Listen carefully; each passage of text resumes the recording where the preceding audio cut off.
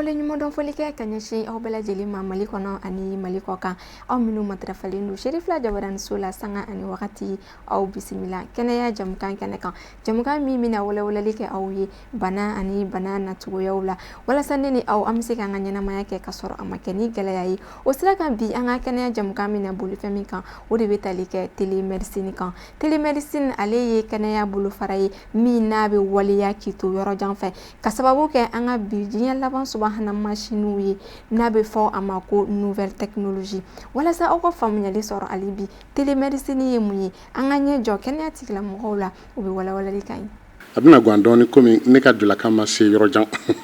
mais n bɛna débrouiller télémédecine a b'a lɔn a bɛ fɛn min ye a ma kɛ fɛn wɛrɛ ye a kɛra doctorale ye médecine ka fila kɛ mɔgɔ la mais n'o ko télémédecine o kɔrɔ ko ka se k'i ka fila kɛ hali n'i t'i dɔgɔtɔrɔ ɲɛfɛ hali i bɛ yɔrɔ jan dɔgɔtɔrɔ t'i gɛrɛfɛ dɔgɔtɔrɔso t'i gɛrɛfɛ an bɛ se ka i ka fila kɛ ka i yɛrɛ i filɛ ka lɔn fɛn min bira mun le bira mun bana le bira mun de ka kan ka kɛ n'i ye an bɛ se k'o bɛɛ kɛ o bi examen min kɛ i fɛ i bɛ to ka taa dɔgɔtɔrɔso o bɛ taa i ka jeli ta ka filɛ k'i ka ɲɛgɛnni ta ka filɛ k'i kɔnɔbara filɛ ni radio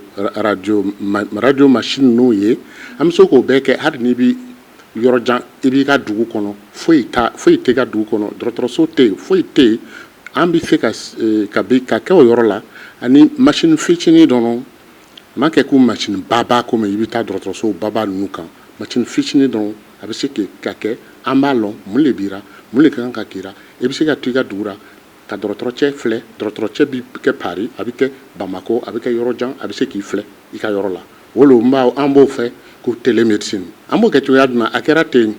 e yɛrɛ b'i ka dugu la o i ka balimacɛ min bɛ Bamako a bɛ kɛ cogoya jumɛn ka wari ci i ma n'a ye wari ci a bɛ se i ma i ka téléphone kɔnɔ i bɛ se ka taa wari nin ta parce que fɛn dɔ bɛ yen a bɛ tɛmɛ o yɔrɔ la fo ka na se i ma o b'a lɔn ko ele yɛrɛ lo ka kan ka taa an fana machine dɔw b'an fɛ n'o o y'a bila i kɔnɔbara kan an bɛ se ka lɔn fɛn min bɛ i bɛ to ka taa échographie min kɛ dɔgɔtɔrɔcɛ fɛ sisan nin na technologie kama o échographie nin an bɛ se k'o kɛ a bɛ tɛmɛ ka kɛ fitinin et puis a bɛ se ka fɛn bɛɛ lɔn i kɔnɔbara la et puis a b'a ci ka taa dɔgɔtɔrɔcɛ ma dɔgɔtɔrɔcɛ bɛ se ka sigi ka filɛri kɛ i bɛ fɛn min kɛra ka filɛri kɛ i kɔnɔbara filɛra komi a tun bɛ se ka kɛ a ka bon kɔnɔ an bɛna dɔ yɛrɛ yira aw ma a b'a filɛ par exemple ni valise fitinin nin n taara dɔgɔtɔrɔso dɔ la ne bɛ se ka fɛn min kɛ o tɛ se ka kɛ o dɔgɔtɔrɔba nin kɔnɔ mais machine fitininw min bɛ nin kɔnɔ a caman ninnu ni y'a bɔ a bɛ se ka fɛn min kɛ machine baba dɔ bɛ yen a bɛ se an ka nin tabari nin kan a tɛ se k'o kɛ ale fitinin bɛ se k'o kɛ o kama lo sisan technologie nana sisan an bɛ se ka taa yɔrɔ jan an bɛ se ka kɛ ko e b'i ka dugu kɔnɔ i ka se ka cardiologue ye Bamako a b'i filɛ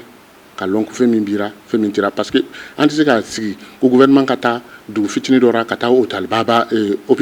lɔ a tɛ se ka kɛ a yɛrɛ bɛna kowara fo ka tɛmɛ électricité tɛ yen foyi tɛ yen so o kama nin technologie nin nana sisan an bɛ se k'o kɛ machine ni ka kɛ banabaatɔ gɛrɛfɛ a bɛ se ka n bɛ se ka taa ni fɛn fitinin ye n ka poche kɔnɔ ka taa ka taa jeli filɛ ka ɲɛgɛnni filɛ ka kɔnɔbara filɛ ka fɛn caman filɛ ni fɛn fitinin dɔrɔn n ka poche kɔnɔ o fɛn fitinin ninnu an bɛ se ka dugu kɔnɔ ni sera o yɔrɔ la i bɛ se ka sɔrɔ matron bɛ yen dɔgɔtɔrɔmuso bɛ yen mais dɔgɔtɔrɔba tɛ matron infirmière o b'o yɔrɔ la mais foyi t'a fɛ a b'i filɛ le n'a b'i filɛ a t'a lɔn fɛn min bira a tɛ se ka lɔn a tɛ se ka don i ka kɔnɔbara kɔnɔ an bɛ se ka nin fitinin nin d'ale ma n'a y'o kɛ ka ban an b'a lɔn fɛn min bɛ yen ni kɔnɔmani lo i ka kan ka wolo an t'a lɔn ale bi a siginin bɛ yen i b'i ɲaanira i b'i tɔɔrɔ la a t'a lɔn den bɛna se ka bɔ a tɛ se ka bɔ a tɛ se ka lɔn ni nin fɛn fitinin nin yɛrɛ ka bon fo ka tɛmɛ a fɛn fitinin dɔ ko échographe a bɛ yan an b'a bila ye a b'a ta a ka dɔgɔ ni a ka micro nin ye ale sage femme nin o dugu nin kɔnɔ a b'a bila kɔnɔbara la dɔgɔtɔrɔcɛ min bɛ muso wolo a b'a filɛra a bɛ fɛn min kɛra a b'a bɛɛ ye a b'a fɔ ni muso nin tɛna se ka wolo a ka bassin nin a ka dɔgɔ den nin ka bon kojugu den nin a b'a fɔ den nin a b'a peser ka mesurer puis a b'a fɔ nin tɛna se ka tɛmɛ ou bien a b'a fɔ nin kɔni a bɛna se ka tɛmɛ i bɛ nin kɛ i b'a kɛ ten a kun bɛ nin yɔrɔ nin na a b'a bɛɛ fɔ o kama an b'a lɔn ale muso nin min bɛ fɔ o yɔrɔ jan nin min ka kan ka tɛmɛ ka taa sisan ka taa n'a ye dɔgɔtɔrɔso min ka kan ka sigi yen o bɛ se ka kɛ donc an b'o kɛ n'o ɲɔgɔn de ye. Telemedicine jɔyɔrɔ ka bon kosɛbɛ an ka sigidaw la duguba kɔnɔnaw fo ka taa se an ka togodalaw ma kɛrɛnkɛrɛnnenya la an ka togoda yɛrɛ a jɔyɔrɔ ka bon kosɛbɛ o yɔrɔw la ka d'a kan an ka kɛnɛyasoba caman bɛ yen nɔ olu tɛ sɔrɔ an ka togodaw la nka ni telemedicine ye a bɛ kɛ gɛrɛɲɔgɔnya sira ye an ka togodala sigidalamɔgɔw ani an ka dɔgɔtɔrɔbaw ni ɲɔgɔn cɛ k'u to u ka kɛnɛyasobaw la ka sɔrɔ a ma kɛ ni déplacement ye mɔgɔ si ma hali bi aw ka faamuyali kama an ka ɲɛjɔ kɛnɛya tigilamɔgɔw la u bɛ wele walali k'an ye hali bi telemedicine na ka mɔgɔ kisi ka kɛ fu i bɛ yan o i bɛ Bamako i bɛ yɔrɔ jan o an b'i kisi ni bana bira an b'i furakɛ donc telemedicine a kun ko population an ka dugumɔgɔw an ka jamamɔgɔw o ka hɛrɛ sɔrɔ hali ni dɔgɔtɔrɔ t'o fɛ o cɛman na donc o kun lo n'an tɛ se k'a furakɛ ni telemedicine n'an tɛ se k'a kɛ ka ɲɛ a tɔnɔ tɛ yen a m'a fɔ ko komi technologie bɛ n fɛ n bɛ taa sigi ka mɔgɔw filɛ n'a ye a kan ka kɛ ko fɛn mɔgɔw o b'a fɛ le bana dɔ bɛ yen dɔgɔtɔrɔso tɛ yen mais an bɛ se k'o lajɛ k'o ɲɛnafilɛ o kama an b'o kɛ donc a ka ɲi jamana kan a fana ka ɲi gouvernement fɛ n'i b'a filɛ dugudenniw dɔ la gouvernement i tɛna se ka fɔ gouvernement ye k'a ka taa dɔgɔtɔrɔso ɲuman lɔ ye courant yɛrɛ tɛ yen n'a taara dɔgɔtɔrɔso lɔ ka machine baba ninnu nana ye a tɛ se ka ɲɛ machine baba ninnu fana o ka temps tɛmɛna sisan nin na o temps tɛmɛna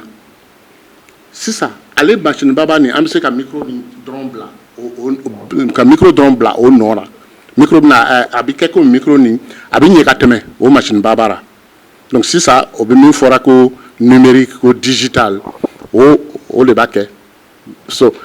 donc a fana ka ɲi gouvernement fɛ parce que gouvernement a bɛ se ka miiri sisan ka taa machine ninnu bila hali dugudenni kɔnɔ a sɔngɔ man ca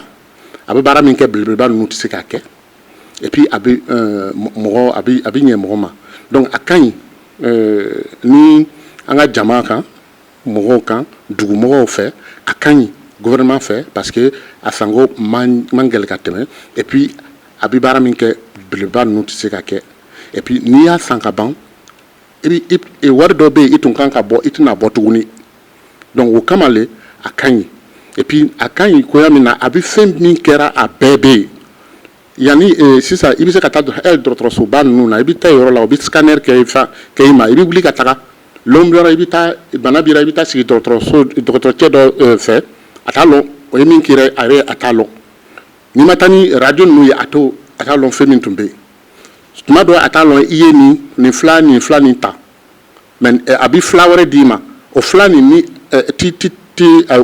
n'i ye min ta nin o tɛ taa ɲɔgɔn fɛ a t'a lɔn a bɛna kɛ o telemedicine ninnu bɛɛ b'a la le n'a nana i bɛ fɛ ka fila nin fɔ a b'a fɔ nin fila nin muso nin n bɛ miiri ko a kɛra komi a kɔnɔmanin lɔ nin fila nin tɛ taa n'a ye i m'a ɲininka a ɲininka ka filɛ ou bien a b'a fɛ nin muso nin kunna sini a taara dɔgɔtɔrɔcɛ dɔ filɛ o ye nin d'a ma i bɛ fɛ ka nin d'a ma tuguni a tɛna ɲɛ a ma telemedicine b'a bɛɛ lɔn a b'i dɛmɛ ka kɛ k'i lɔn ka ɲɛ ka kɛ ko dɔgɔtɔrɔcɛ a bɛ se ka a mana tromper ka fɛn dɔ k'i ba e tun ma kan k'o sɔrɔ donc o kama lo an ko ko ɲuman lo an ka jama kɔnɔ ko ɲuman lo an ka gouvernement fɛ hali gouvernement ninnu dɔgɔtɔrɔ ninnu ani pharmacie ninnu o tɛ se k'a fɔ k'o tɛna kɛ parce que a bɛ nana le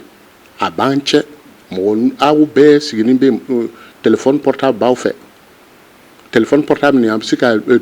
fɛn bɛɛ ci ka don a kɔnɔ ni gouvernement ma n'a ɲɛ ta mɔgɔ ninnu bɛna télémédecine kɛ o yɛrɛ fɛ o de bɛna tiɲɛ kana to ne ka wuli ka taa sigi n bɛ yɔrɔ min na ka n ka télémédecine kɛ fo gouvernement fana ka lɔn k'a fɔ an ye nin de bɛ kɛ Mali nin ma kan ka kɛ Mali nin de bɛ kɛ ten a m'a fɔ e bɛ se ka taa sigi lɔgɔfiyɛ ka morphine san n'i ka téléphone ye o man ɲi n'i bɛ fɛ ka morphine fɛ hali n'i kun b'i dimi i bɛ taa professionnel le fɛ i bɛ se ka taa don pharmacie kɔnɔ n'i tɛ se ka taa dɔgɔtɔrɔcɛ fɛ i bɛ taa pharmacie kɔnɔ ka taa ɲininka parce que o ye kalan min kɛ kalan nin a ma kɛ fitinin kalan don o ye kalan kɛ pour que k'i dɛmɛ le i bɛ don ye mais sisan ani o technologie ni e bɛ se ka fɛn min fɛ i bɛ se k'o sɔrɔ hali ni gouvernement yɛrɛ t'a lɔn dɔgɔtɔrɔ t'a lɔn i bɛ se k'o sɔrɔ k'a kunu donc o ɲɔgɔn man ɲi professionnels bɛ yen o ka baara lo o b'a lɔn fo ka ɲɛ a ka t'o filɛ ka sɔrɔ ka fɛn ninnu kunu parce que i bɛ min kununa dumuni tɛ poison don n'o ko fila bɛ poison don mais o bɛ poison ni baara ka minɛ ka na pour que n'a donna i ka disi kɔnɔ a ka taa fɛn dɔ a bɛ ka taa fɛn dɔ faga ka fɛn ɲuman to yen mais n'e t'a lɔn i bɛ taa ta ka kunu ko a bɛ kundimi ban mais a bɛ bɔ min ka taa kundimi ban n'i y'a kunu nin nka a bɛ taa i ka kɔnɔbara de la a bɛ kɛ cogoya di k'i ka kundimi bila o i t'o lɔn pharmacien le b'o lɔn docteur le b'o lɔn a kana taa bɔ ten ka cɛ ka min donc o ye o télémédecine ninnu o bɛɛ baara dɔgɔtɔrɔcɛ fana hali pharmacie a tɛ se ka fɛn bɛɛ lɔn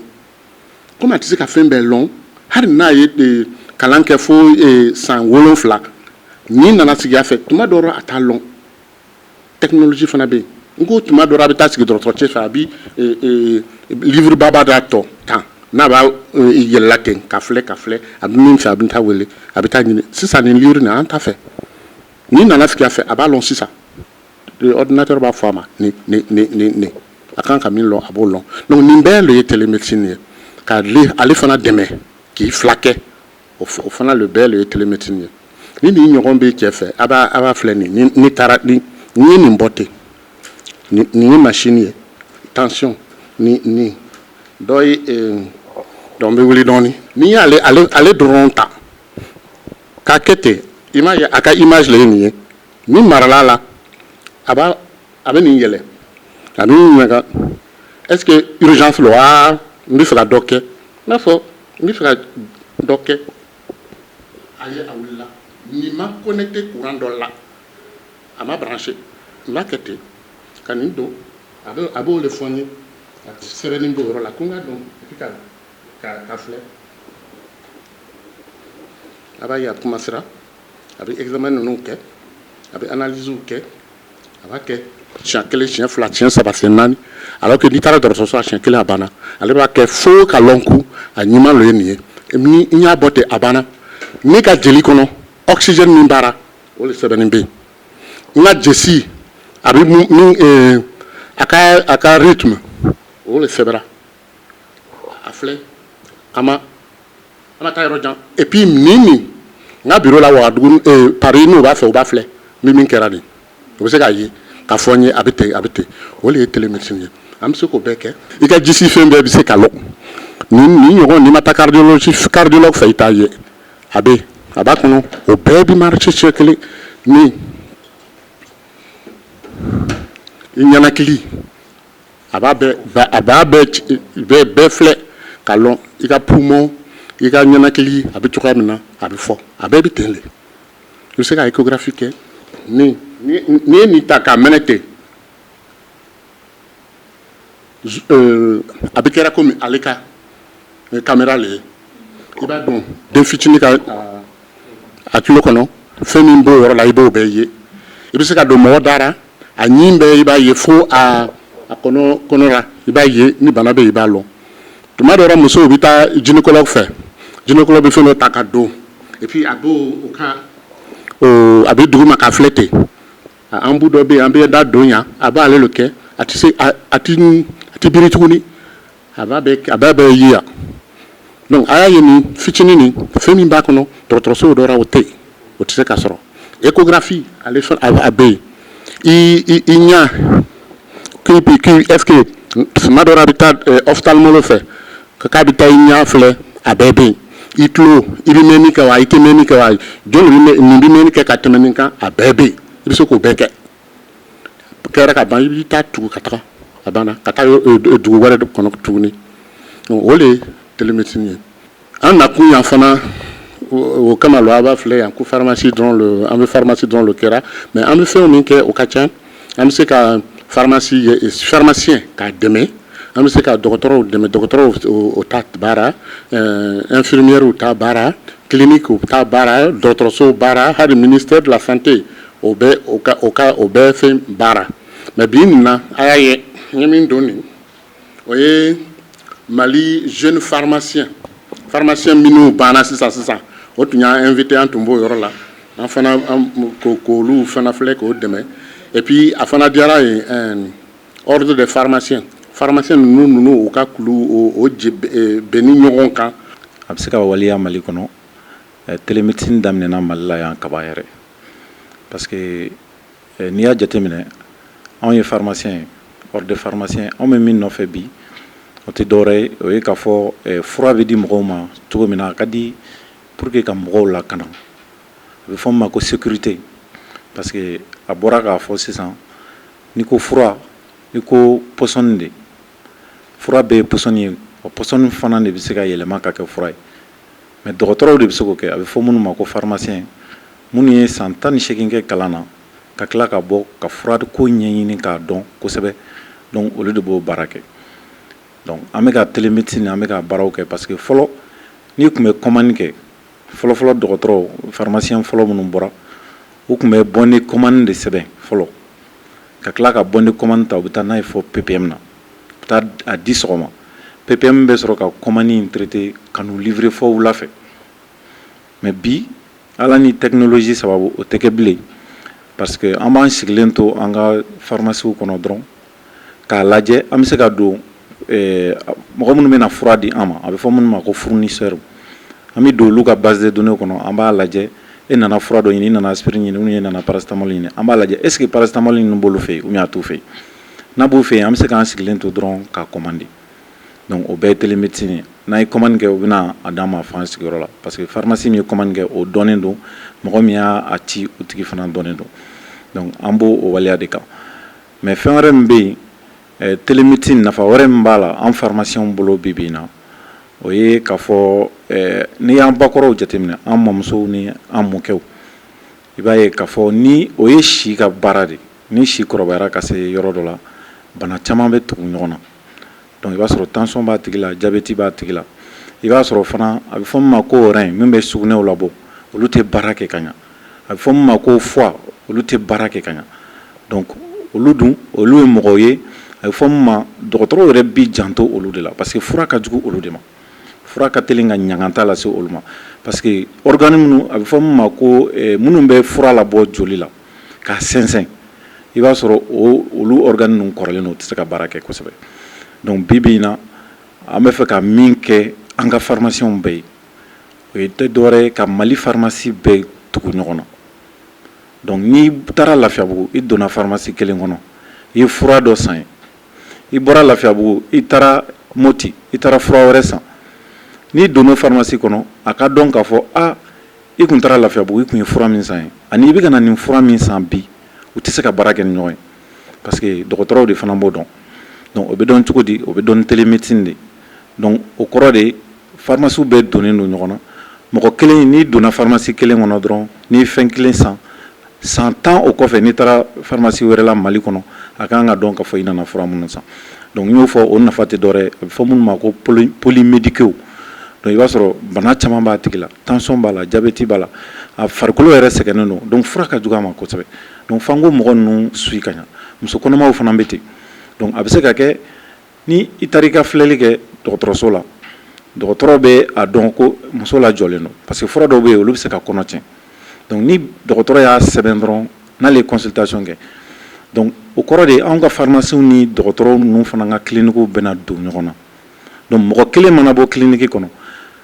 dɔgɔtɔrɔ y'a fɔ kaban ko nin ye muso kɔnɔma ye n'a tilara ka na pharmacie kɔnɔ ni pharmacien ye fura dɔ d'a ma min bɛ se ka kɔnɔ tiɲɛ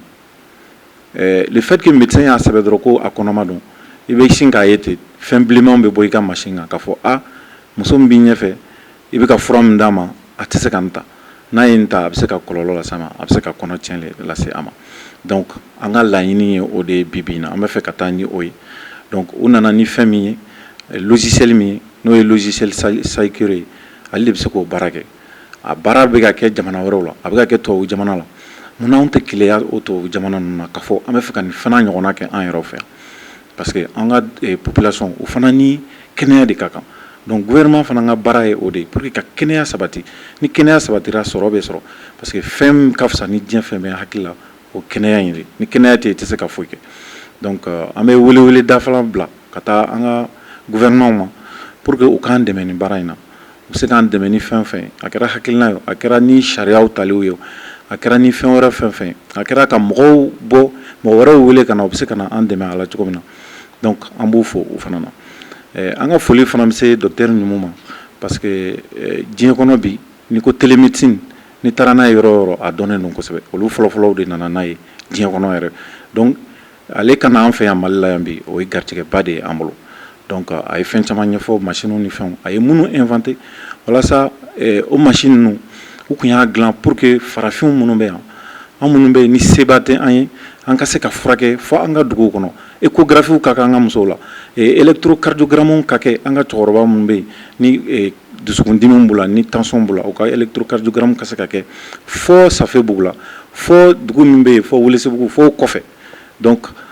o dugu fitinin ninnu bɛɛ la hali ni courant tɛ a yɔrɔ la a y'a fɔ ɲɛna sisan hali ni courant tɛ yen ni examen ba ninnu bɛ se ka kɛ alors que n'i y'a examen ba ninnu ta k'u lajɛ i b'a ye k'a fɔ a caman tɛ se ka kɛ hali an ka dɔgɔtɔrɔsobaw la n'i ko i b'a examen dɔ kɛ dɔgɔtɔrɔso damadama dɔrɔn de bɛ Mali la i bɛ se ka t'o kɛ yɔrɔ min na donc ne bolo n'a a solution ninnu nana a bɛ lafiya yɛrɛ lase an ka dɔgɔtɔrɔsoba ninnu ma a bɛ fɔ min ma ko k'u décongestionner parce que au lieu que bɛɛ ka bɔ duguw kɔnɔ ka na nin dɔgɔtɔrɔsobaw la au lieu que bɛɛ ka taa Gabriel Touré la ou bien ka taa Point G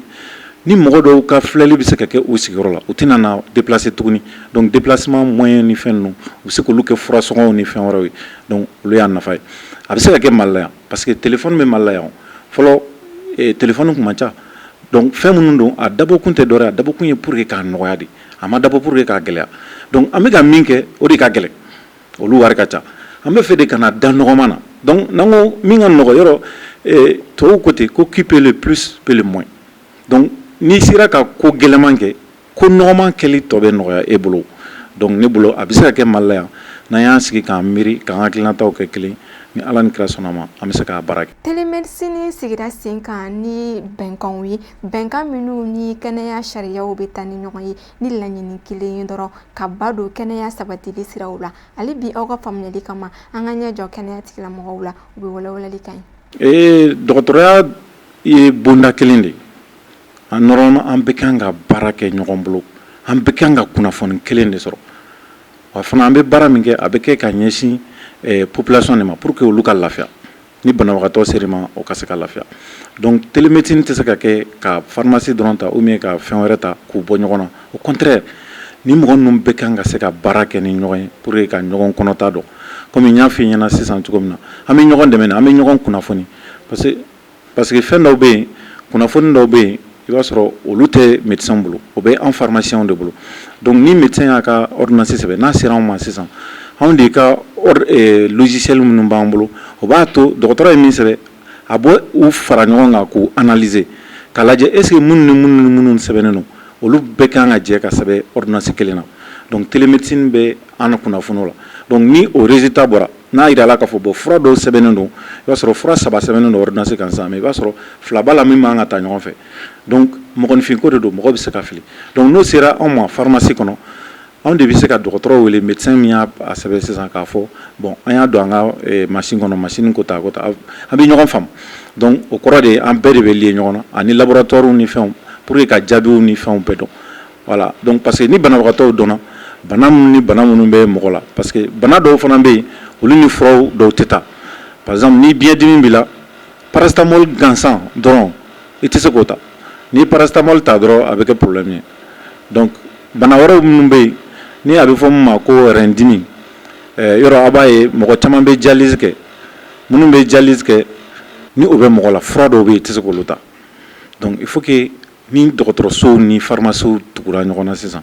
an y'a fɔ k'a fɔ maliyɛn bɛɛ kan ka identifier carte d'identité b'an bolo cogo min na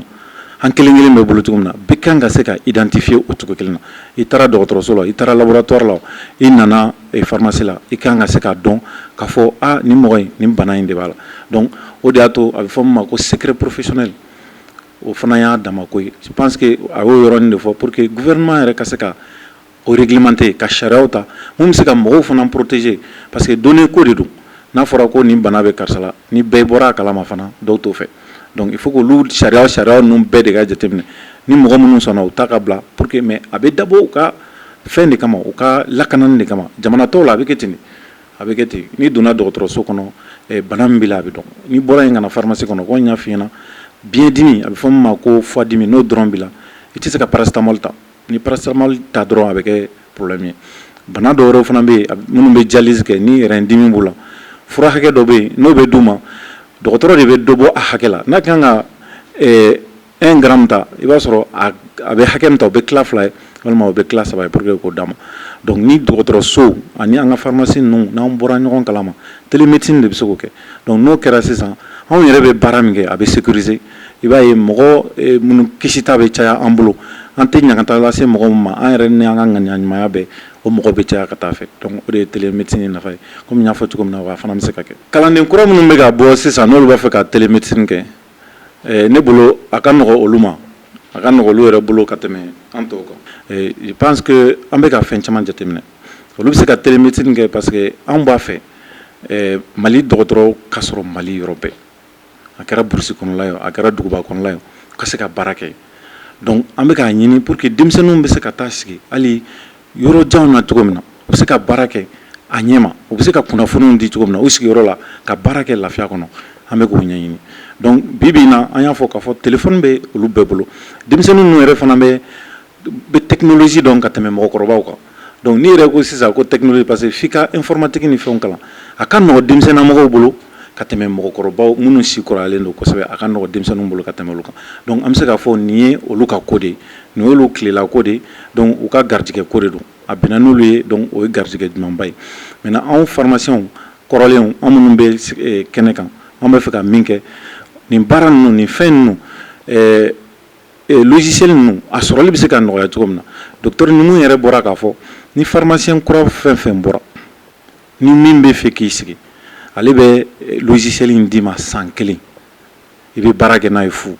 pour que i ka fɛnw daminɛ a ka se ka nɔgɔya i bolo i ka se k'i ka commande k'a ɲɛma i ka se k'i ka furaw di a dicogo la pour que baara tɔ ka ɲa donc je pense que o fana ye koba ye o bɛ fisaya an ka denmisɛnninw ma fɔlɔ pour que n'u b'u ka baara daminɛ a ka se ka fisaya o ma donc comme n y'a fɔ cogo min na technologie ko de don a ka nɔgɔ denmisɛnninw bolo bi bi in na ka tɛmɛ fɛn caman kan bon n ka kumakan laban ye min ye o ye k'a fɔ technologie ani médecine ani pharmacie nin bɛɛ de ye kelen n'u donna ɲɔgɔn kɔnɔ a tɛ kɛ dɔwɛrɛ kama population ka hɛrɛ a bɛ dabɔ o de kama anw bɛ kalan min kɛ an bɛ kalanjan minnu kɛ pour que ka taa pharmacie kalan an bɛ kalanjan minnu kɛ pour que ka taa médecine kalan an t'o kɛ dɔwɛrɛ kama an b'a kɛ de pour que an ka se ka mɔgɔw furakɛ ka ɲa donc pour que mɔgɔw ka furakɛ ka ɲa nin ye minɛn kuraw de ye minnu talen don ka d'an ma min b'an ka baaraw nɔgɔya an bolo an ye minnu kalan kɔrɔlen a bɛ to k'an hakili lajigin kuma ni kuma télémédecine ni ala ni kira sɔnna ma Mali kɔnɔ yan a tɔ bɛna san sɔrɔ an sigilen don a kan an dalen don a la k'a fɔ gouvernement bɛna se k'o kɛ pour que a ka taa an dalen don a la fana an minnu ye ordre professionnel ye ordre des médecins ordre des pharmaciens chirurgiens dentistes infirmières infirmiers ani ordre des sages-femmes an bɛɛ bɛna jɛ k'an tɛgɛ di ɲɔgɔn ma pour que fɛn min ye télémédecine ye a ka se ka sira sɔrɔ pour que an ka population an ka jamanadenw o bɛɛ ka se ka kɛnɛya sécurité a bɛ fɔ min ma ko sécurité n'o ye lafiya ani lakana a ka se ka kɛ o kɔnɔla ye donc an bɛ min yɛrɛ fana fɔ ka fara o kan o tɛ dɔwɛrɛ ye a bɛ fɔ min ma ko yalayala furaw ni o ye faux médicaments ye minnu bɛ taa i yɛrɛ sɔrɔ an ka dispensaires ni fɛn dɔgɔtɔrɔsow kɔnɔna la cogo wɛrɛ la olu bɛɛ bɛ se ka kɛlɛ ni télémédecine ye parce que fura ninnu bɛ se ka vérifier ka photo ta yɔrɔnin kelen ka ci laboratoire ma pour que u k'a dɔn ka fɔ est ce que nin y'an ka fura ye ou bien nin t'anw ka fura ye donc hakili la anw fana ka baara dɔ ye o ye parce que ni mɔgɔw bɛ ka fura kolonw ta a b'u jangata min na s'u ma u b'a ta fura dɔ kama u b'a ta fɛn dɔ kama ka b'u furakɛ e b'a ta k'a b'i furakɛ a b'o bana ou bien o kunkolodimini tɛmɛ i kan mais i b'a sɔrɔ a bɛ taa bien ou bien a bɛ taa fogonfogon ou bien i sɔn a bɛ taa défaut bila o la fo k'i ka hadamadenya yɛrɛ ɲaganta donc a bɛ se ka kɛ tɔɔrɔba ye mɔgɔw ma donc an bɛ o fana kɛlɛ kɛ mais télémédecine in bɛ se ka an dɛmɛ o baara in na kosɛbɛ donc a bɛ se k'an dɛmɛ fana fɛn min ye fura dɔ bɛ ka sɔrɔ yan fura dɔ tɛ ka sɔrɔ yan parce que an y'o fana jateminɛ yɔrɔ dɔ la i b'a sɔrɔ dugu dɔ la i b'a sɔrɔ PPM ka magasin dɔ la i b'a sɔrɔ fura dɔ bɛ yen parce que a bɛ se ka kɛ fura dɔ min bɛ kɛ ka bon walima ka bana ɲɛnamabaw ninnu dɔw kɛlɛ i b'a sɔrɔ dugu dɔ la a dɛsɛlen don yen mais i b'a sɔrɔ dugu wɛrɛ la a bɛ ka périmé a bɛ ka tiɲɛ donc télémédecine in bɛna kɛ fura ye pour que o bɛ se ka ban cogo min na pour que fura ka jɛnsɛn cogo ka ɲa jamana kɔnɔ pour que bɛɛ ka se ka i nafalan sɔrɔ a la donc n'o bɔra yen nafa wɛrɛ fɛn fɛn bɛ télémédecine na hakili la a daminɛli de ka gɛlɛn n'an y'a daminɛ ka taa ɲɔgɔn fɛ an ni experts bɛ ɲɔgɔn bolo n'o ye docteur ninnu n'a ka jama ye donc ale sigilen filɛ an kɛrɛfɛ yan expert don a bɛ fɔ min ma ko commission africaine union africaine olu mɔgɔw ka expert don ani union internationale de télécommunication n'o ye diɲɛ téléphone soba minnu bɛ téléphone dilan a marque ba ninnu a bɛ marque baw fɛn fɛn dɔn u bɛɛ ka expert de don u b'u jigi da kan fɛn fɛn b'a to téléphone ni technologie bɛ se ka don kɛnɛya kɔnɔna la cogo min na u b'ale de ɲininka o fɛn ninnu na donc mɔgɔ min don mɔgɔba de don a bɛ se k'an ka jamana dɛmɛ alhamdulilayi ala y'an fana ka jamana kanu don a la a yɛrɛ y'a ye sa a bɔra ka bamanankan min fɔ a bamanankan jɛlen don a jɛlen don ka tɛmɛ hali kulubalikɛ yɛrɛ ta kan donc an b'a fɔ k'a waleɲuman dɔn. bon an bɛ yan an bɛ se ka min kɛ k'an ka jamaw fana dɛmɛ an bɛna o de kɛ an ka taa bɔ yɔrɔ jan ka fɛn bɛɛ lɔn ka na ni tɛ se k'i ka mɔgɔw dɛmɛ a tɔnɔ bɛ min o kama an fana bɛ yan ani ce. Ka aw ladɔnniya k'a fɔ an ka bi kɛnɛya jamukan kun bɛ ka boli fɛn min kan o de bɛ tali kɛ télémédecine kan n'o ye an ka bi diɲɛ laban technologie nasira kuraw ye hakili la ne ni aw an ye faamuyali caman sɔrɔ télémédecine kan o de fana bɛ dansigi an ka bi kɛnɛya jamukan na aw ni ce aw ka ɲɛmadali la a k'an bɛn siɲɛ wɛrɛ ni kɛnɛya jamukan wɛrɛ.